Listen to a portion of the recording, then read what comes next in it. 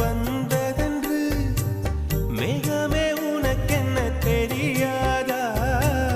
அல்லிப்பூ மலர்ந்தது ஏன் என்று வெண்ணிலவே உனக்கென்ன தெரியாதா?